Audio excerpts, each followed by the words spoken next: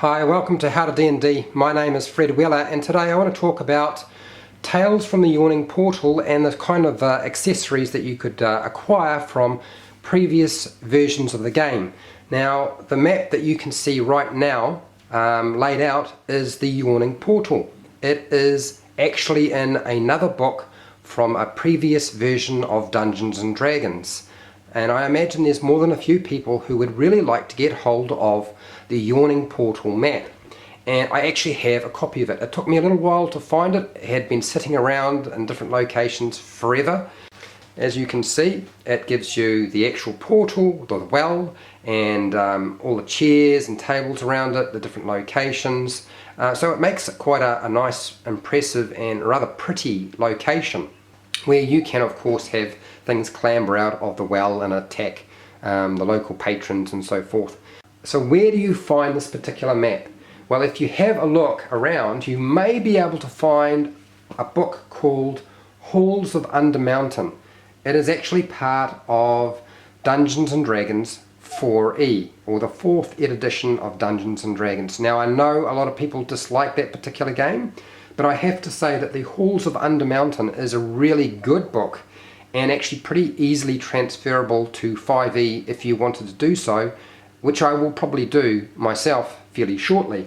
The book is here, as you can see. It actually is pretty much a reproduction of the Halls of Undermountain, previous versions of that particular adventure, going right back to the original. So all they've done is they've maybe put a little bit of information in there that relates more to 4E rather than to previous versions of the game. Obviously you might have to convert a small amount, but probably almost nothing much for 5E, and you could run the adventure and use the map, or you could run your Tales from the Yawning Portal and use the map included in the back of this book.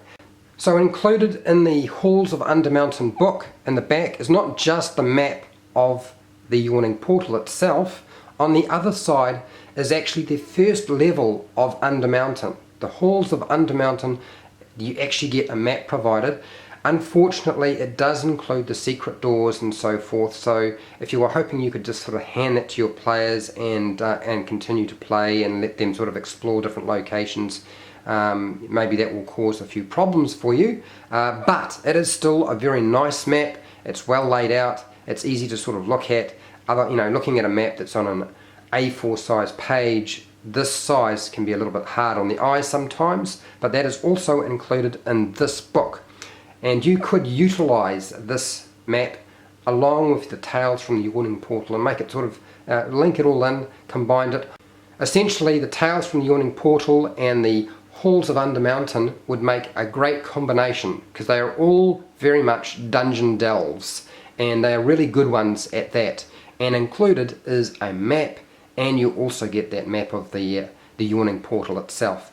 Look, I hope people have found this useful. Really, this is just a quick sort of guess what, this is out here if you want to use it. If you found this video helpful or informative, please share, like and subscribe if you haven't done so already. Look, make a comment below if you have any questions about the contents of the Halls of Undermountain. Trust me, it is worthwhile buying it if you can get a copy, along with the Tales of the Yawning Portal, which personally I think is actually still a very good book.